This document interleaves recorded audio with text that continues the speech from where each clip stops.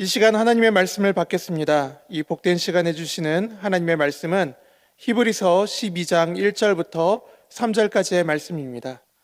신약성경 366면에 있는 히브리서 12장 1절부터 3절까지의 말씀, 어리석지 않았네 라는 제목으로 이종석 목사님께서 말씀 전해주시겠습니다. 히브리서 12장 1절부터 3절까지의 말씀을 함께 합독해서 읽도록 하겠습니다. 이러므로 우리에게 구름같이 둘러싼 허다한 증인들이 있으니 모든 무거운 것과 얽매이기 쉬운 죄를 벗어버리고 인내로서 우리 앞에 당한 경주를 하며 믿음의 주요 또 온전하게 하신 이인 예수를 바라보자. 그는 그 앞에 있는 기쁨을 위하여 십자가를 참으사 부끄러움을 개의치 아니하시더니 하나님 보좌 우편에 앉으셨느니라. 너희가 피곤하여 낙심하지 않기 위하여 죄인들이 이같이 자기에게 거역한 일을 참으신 일을 생각하라. 아멘.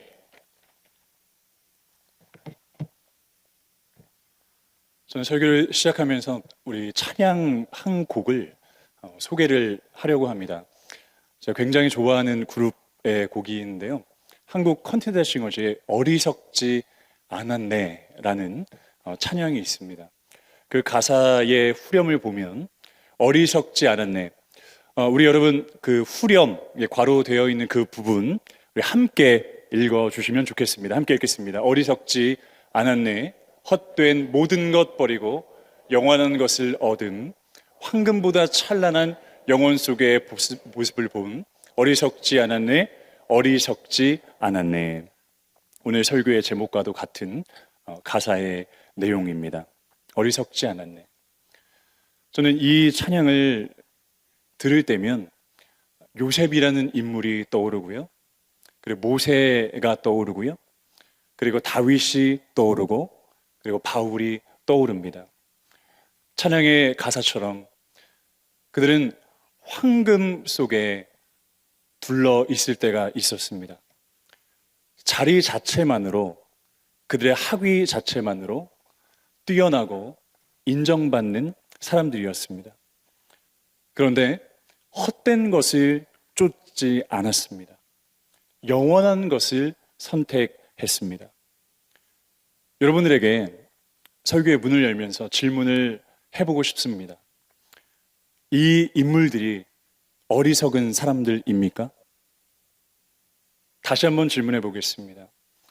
이런 인생 전체, 이들의 삶이 어리석었습니까? 우린 단연코 아니라고 말할 수 있습니다. 데이빗 브레이너드라고 하는 근대 선교의 선구자이자 무릎의 성자라고 하는 별명을 지닌 선교사님이 있었습니다. 데이빗 브레이너드 목사님은 아주 불꽃처럼 타오르다가 그렇게 주님 앞에 빨리 부름을 받은 29세의 나이에 부름을 받은 그런 인물이었습니다. 인디언 선교를 하면서 말을 타고 다니고 때로는 잠을 자지 못하고 그리고 부모님이 일찍 소천하셨었거든요. 그런 그래서 눌림이 있었고 트라우마가 있었고 그래서 우울질의 어떤 기질이 있었습니다. 근데 이렇게 인디언 선교를 하다가 폐에 궤양이 생겨서 29세의 나이에 하나님 품에 안기게 됩니다. 그 데이빗 브레이너드 목사님이 마지막 전도 그 여행 때 했던 말이 있는데요. 같이 화면을 보시겠습니다. 서스코헤나 인디언들 몇 사람에게 하나님의 말씀을 전하였다. 오후에는 매우 허약함을 느꼈다.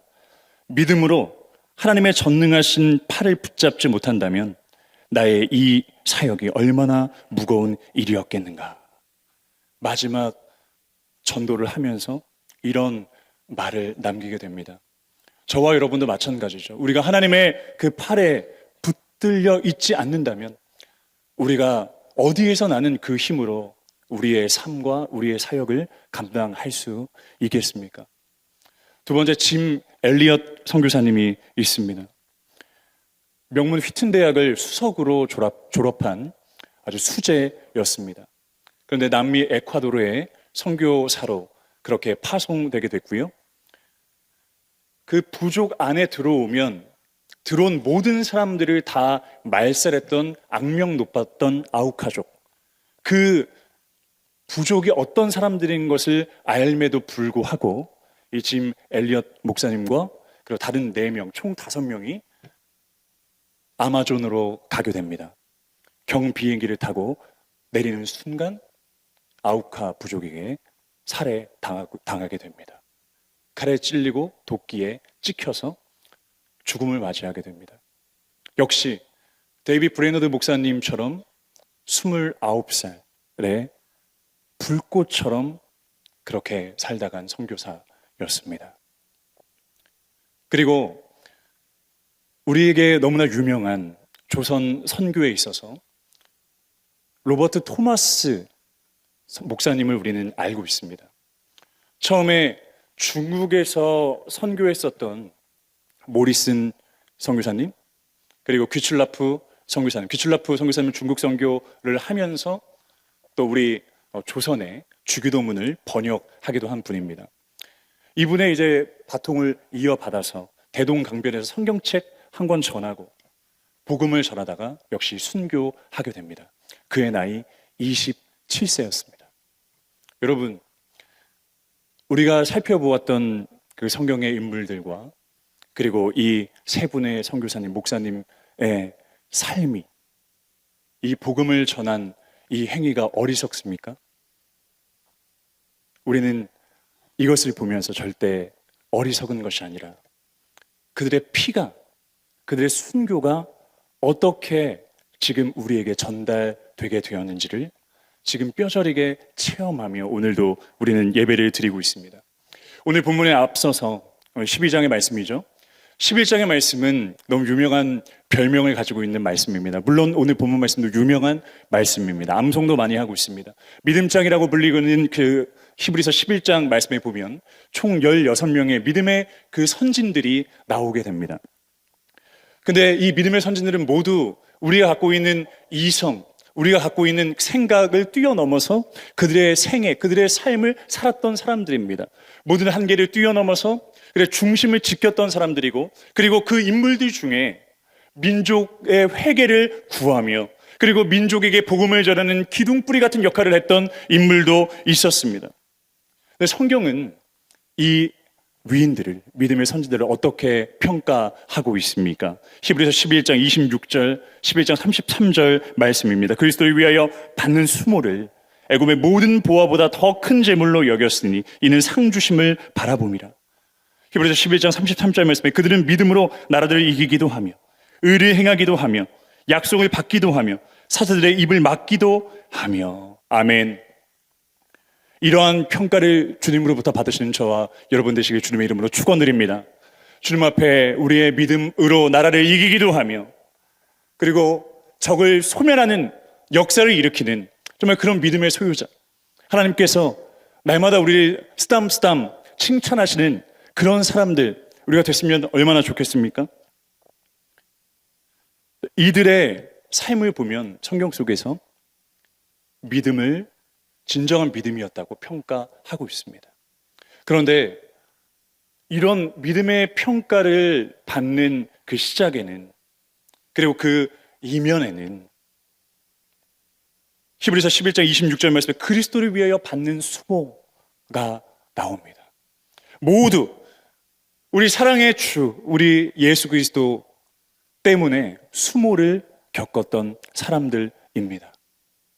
여러분, 이렇게 진짜 믿음을 인정받기 위해서는 우리에게 행복한 미래가 계속 열려있는 것이 아니라 그리스도를 위한 수모, 그것을 우리가 겪게 된다는 것이죠. 여러분, 승진이 늦어져도 그 술자리에 함께 하지 않으시는 분들이 있습니다.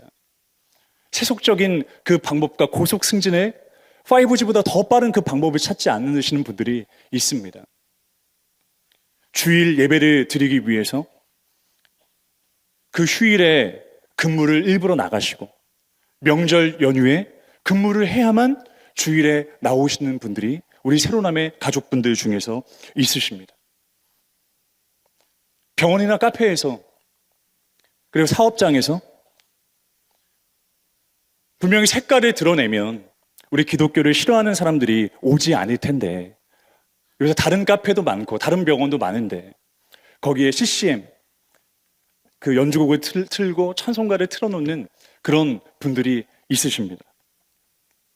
회사 신우회에 참여하면 사람들에게 편견을 받게 되고, 그리고 그 편견 때문에 진짜 내가 하고자 하는 일을 못하게 되고 관계가 꼬이고, 그런 것들을 알매도 불구하고 신우회에 나가서 예배를 드릴 뿐만 아니라 직장을 위해서 기도할 뿐만 아니라 내 옆에 있는 그 복음을 들어야 되는 사람을 위해서 그 현장에서 기도하고 계신 분들이 바로 여러분들 중에 있지 않습니까? 우리 전도하는 분들은 어떻습니까? 전도하다가 욕 들어먹을 때도 있습니다. 전도하다가 한 번도 당하지 않은 모멸감을 당한 적도 있습니다. 무시를 당하고, 그리고 벌레 보듯 하는 그런 눈빛을 받을 때도 있습니다. 그런데 이 모든 것들을 지키는 분들이 어리석습니까? 우리 새로운 교회에도 전도대 분들이 있으십니다. 수요일마다 먼저 주님 앞에 예배하고, 그리고 준비된 것을 갖춰서 우리 그 새로운 교회 이 지역, 여기에 정말 빛의 사자들로, 정말 복음의 전달자로 그렇게 나가시는 분들이 있으십니다.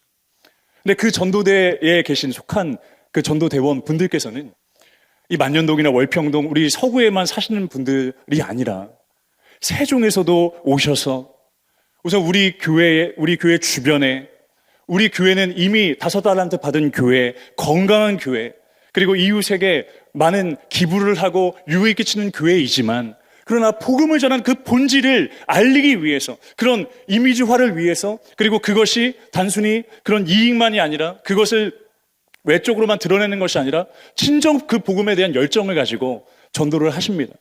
유성구에서 나오시고 대덕구에서 나오시고, 그리고 동구에서도 오시고 중구에도 오시고, 그렇게 모이셔서 전도를 하십니다.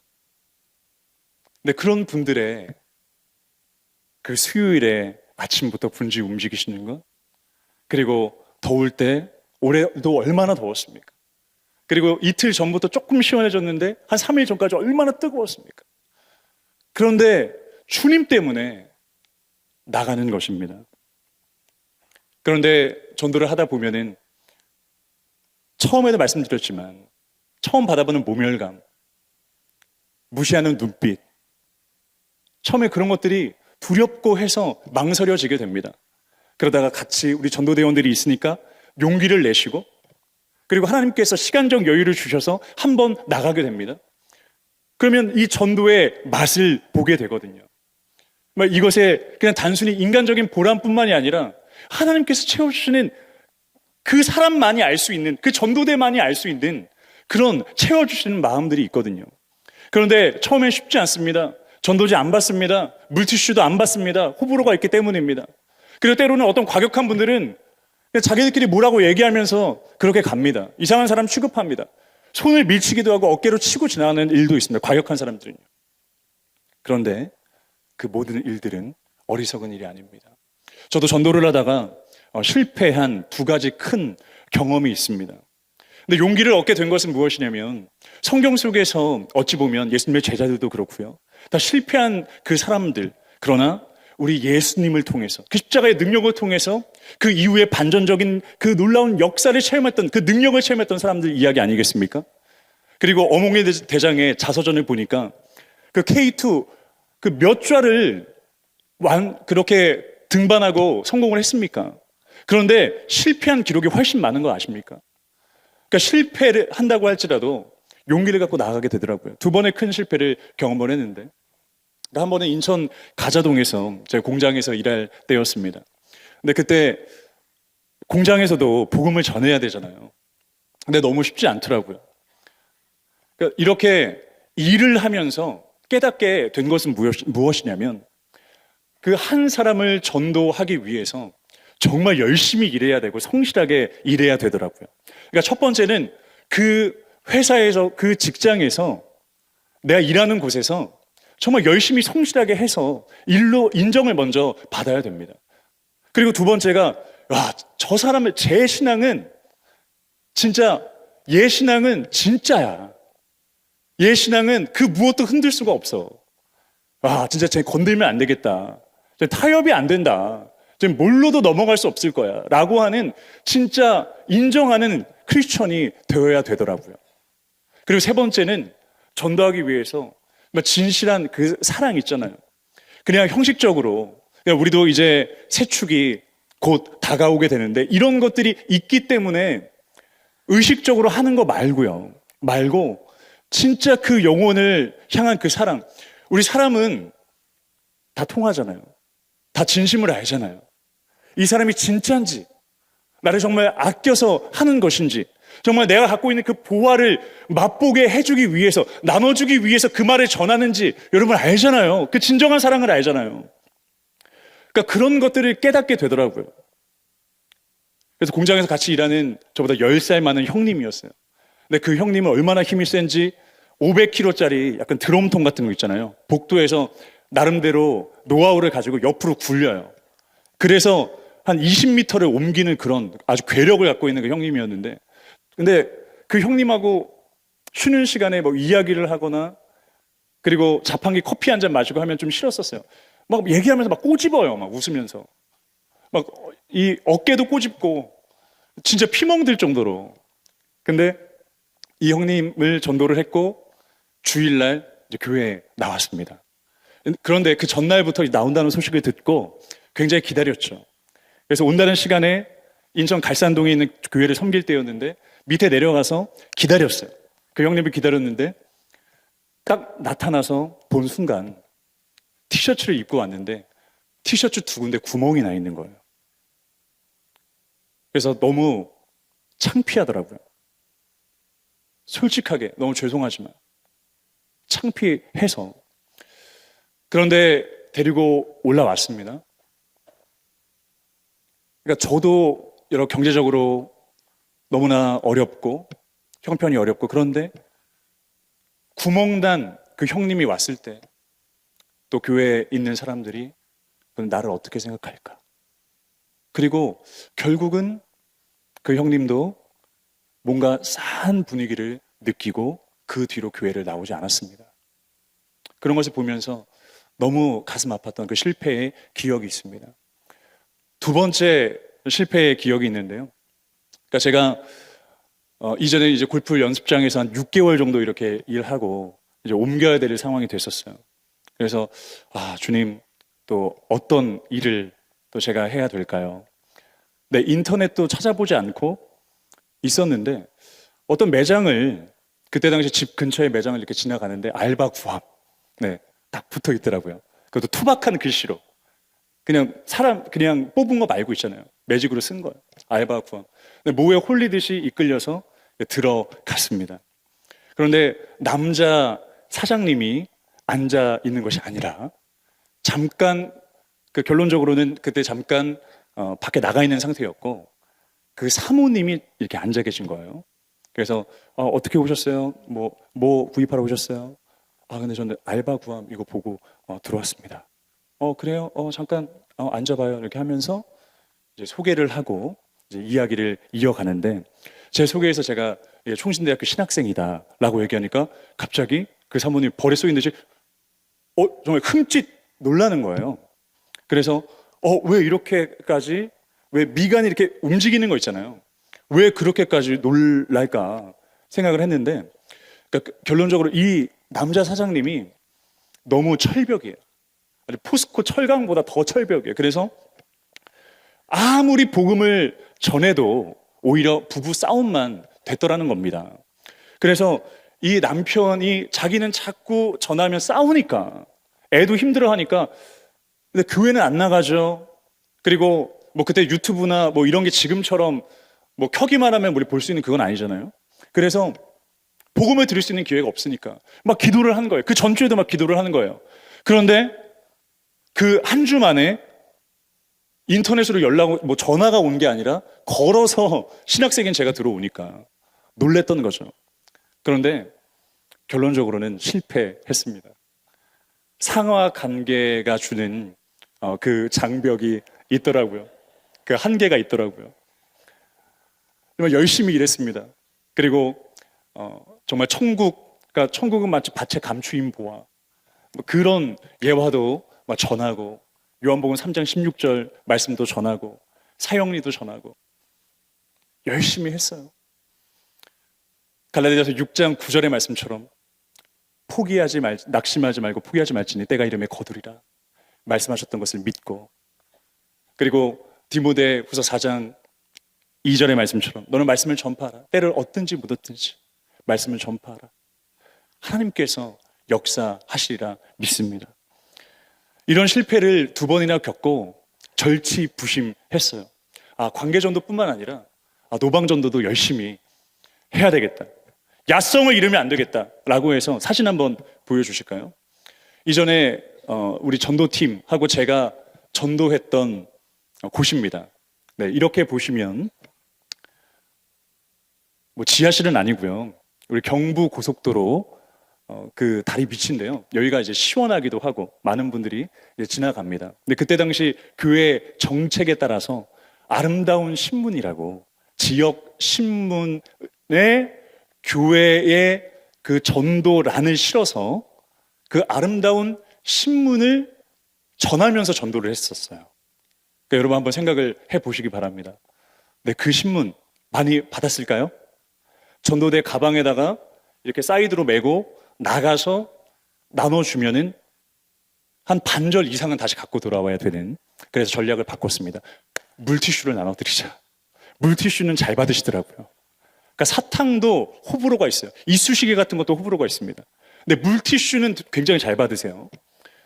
그래서 이 물티슈로 막 전도하고, 이 여름에도 뜨거우니까 여기가 이제 그늘이 져 있으니까 여기에서 그냥 일방적으로 전달만 하는 것이 아니라 붙들고 좀 이야기도 하고. 근데 이때도 마찬가지였습니다. 이때도 어떤 모멸감을 주고 벌레 보듯 하고, 처음 당해보는 그런 무시. 애들한테도 물티슈 너가 쓰는 거 아니면은 너 엄마 갖다 줘, 아빠 갖다 줘, 이렇게 하면은 엄마가 이상한 사람한테 뭐 받지 말라고 했어요 라고 하면서 안 받고, 그랬던 그 전도 그 기억들이 생생한데요. 그러니까 이런 정말 전도 실패를 통해서 많은 교훈을 얻고 또 용기와 담대함을 얻었었습니다. 지난 주일에 우리 새로남교회 전도대 한 여자 집사님께서 귀한 간증을 예배 때 해주셨었는데요. 그 간증의 내용 제가 잠깐 읽어드리겠습니다. 이런 전도의 현장에서 저는 복음의 열매도 보이지 않는데 내가 전도의 자리를 지키는 것이 맞을까 생각하기도 합니다. 비록 저희가 전도대가 세상으로부터 환영받지 못하지만 전도의 자리는 나를 먼저 복음의 빚진 자로 하나님의 사랑을 받는 경험을 하게 하셨기 때문입니다. 제 삶은 하나님의 특별한 위로와 사랑을 받은 전도자입니다. 이러한 고백을 하셨던 것을 우리는 들었습니다. 이것이 우리 모두의 고백이 되었으면 좋겠습니다.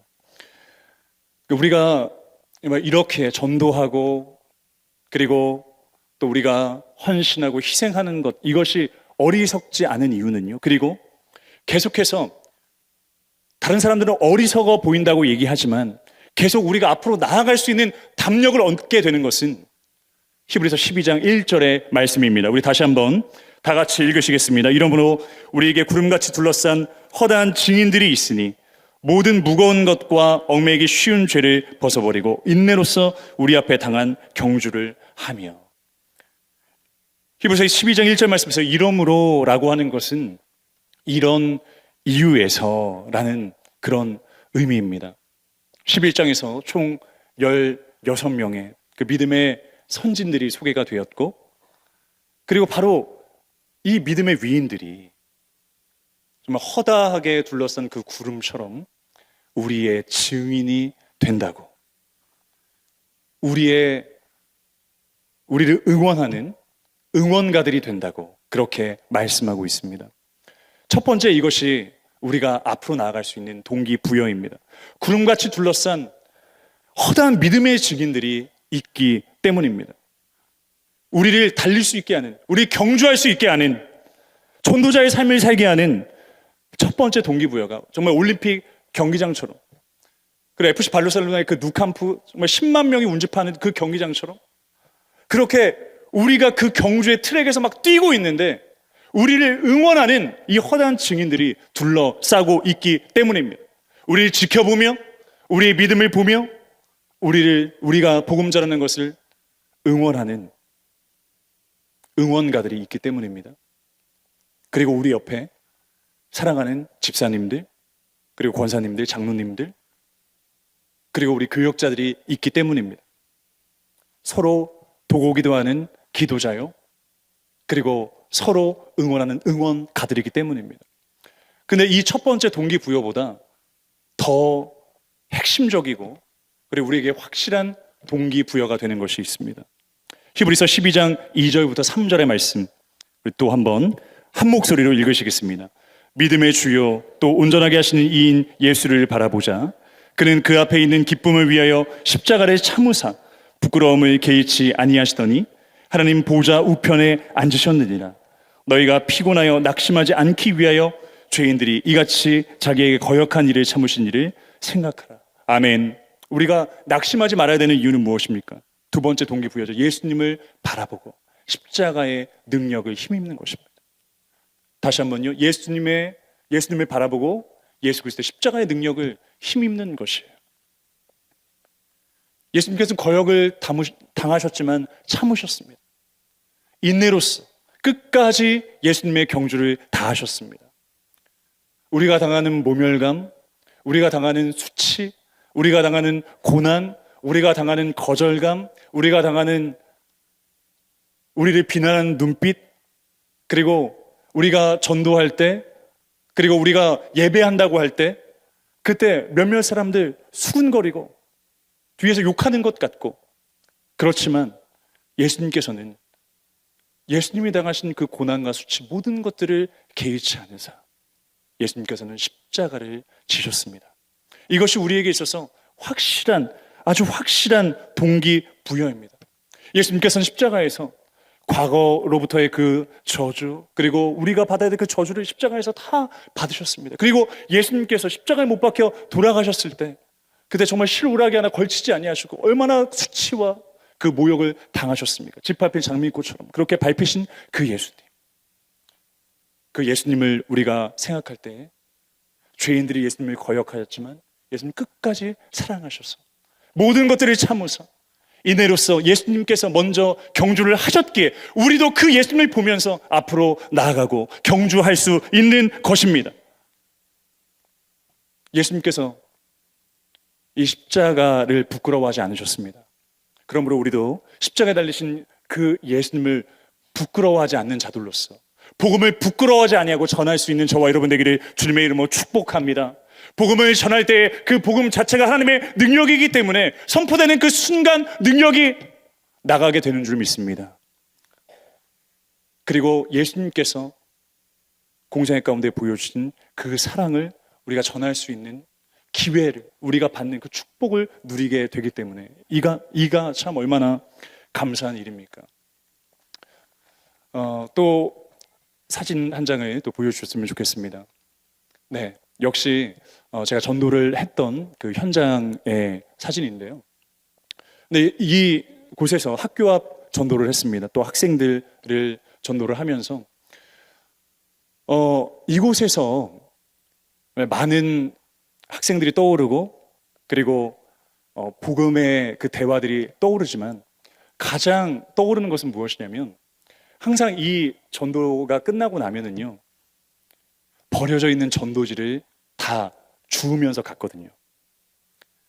열심히 선생님들과 그리고 집사님들과 전도지, 애들이 좋아하는 하리보 젤리 작은 그 비닐에 패킹으로 담아서 그리고 그 전도대도 마찬가지고요.